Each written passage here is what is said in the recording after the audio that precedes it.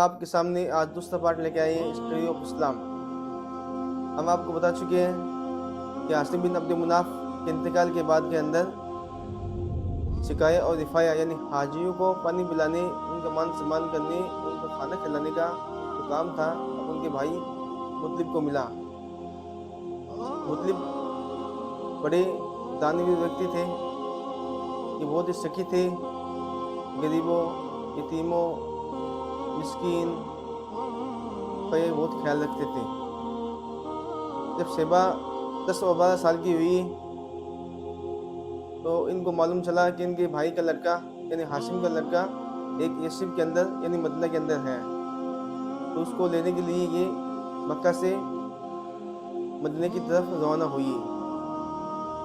جب یہ مدینہ کے پاس میں پہنچے، دور سے اپنے بھتیجے کو دیکھا تو ان کی آنکھوں میں آنسو آ گئے اور بھتیجے کو قریب بلایا، گلے سے لگا لیا اور اسے اپنے ساتھ اونٹ میں بٹھا کے مکے کی طرف روانہ ہونے لگی۔ لیکن اتاد شیبہ نے یعنی ان کے بھتیجے شیبہ نے ان کے ساتھ جانے سے انکار کر دیا۔ انہوں نے کہا کہ میں اپنی والدہ کی اجازت کے بغیر آپ کے ساتھ نہیں جا سکتا۔ تب مطلب ان کی والدہ کے پاس میں پہنچے اجازت لینے کے لیے۔ والدہ نے ان کو اجازت نہیں دی شیبہ کو ان کے ساتھ لے جانے کے لیے، لیکن تب انہوں نے کہا کہ اپنے باپ کی حکومت اور اللہ کے گھر کی طرف یعنی حرم کی طرف جا رہے ہیں۔ تب ان کی والدہ نے ان کو جانے کی اجازت دے دی اور یہ ان کو لے کے مکہ کی طرف روانہ ہوئی۔ جب یہ مکہ میں داخل ہوئی تو لوگوں نے کہا عبد المطلب یعنی مطلب کا داس، تو انہوں نے کہا نہیں نہیں، یہ میرے بھائی ہاشم کا لڑکا ہے، ارتھات میرا بھتیجا ہے۔ پھر شیبہ عبد المطلب یعنی مطلب کے پاس میں رہے، یہیں پلے اور بڑے اور جوان ہوئی اور یمن نامک جگہ پر مطلب کا انتقال ہوا۔ پھر ان کا چھوٹا ہوا پد عبد المطلب کو ملا، انہوں نے بہت اونچا مقام پایا اور بہت زیادہ کامیابی پائی۔ اس سے پہلے اتنی بڑی کامیابی نہ تو ان کے خاندان میں کسی اور کو نہ ملی تھی، قوم نے ان کو دل سے چاہا۔ اب عبد المطلب کے ساتھ میں خانہ کعبہ کے متعلق 2 گھٹنائیں گھٹی۔ پہلی گھٹنا تھی زمزم کے کنویں کی کھدائی کی گھٹنا اور دوسری گھٹنا تھی ہانتی والی کھیل کی گھٹنا۔ پہلی گھٹنا کا سار یہ ہے کہ عبد المطلب نے خواب دیکھا۔ خواب میں آپ کیا دیکھتے ہیں کہ آپ زمزم کی کھدائی کر رہے ہیں۔ جب آپ نیند سے بیدار ہوئی تو آپ نے اس خواب میں جو جگہ دیکھی تھی وہاں پر آپ نے کھدائی شروع کر دی۔ کھدائی کرتے وقت آپ کو کنویں کے اندر سے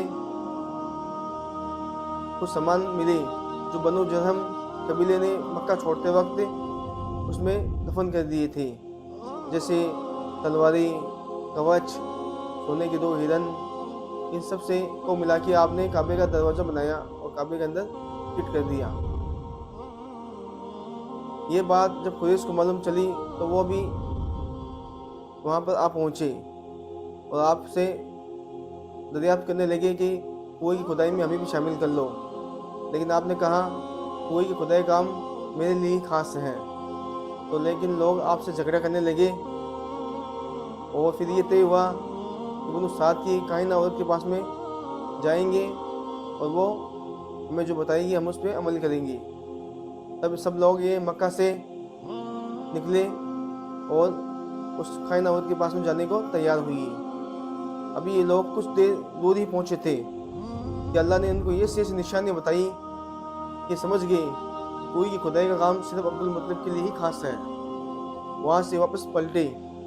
وہاں پر عبد المطلب نے یہ دعا مانگی تھی، ایک پرے کی تھی۔ انہوں نے یہ کہا تھا کہ اللہ تعالیٰ نے مجھے 10 لڑکے دیے اور 10 کے 10 سب جوان ہوئی تو میں ایک لڑکے کو خانہ کعبہ کے پاس میں ذبح کر دوں گا۔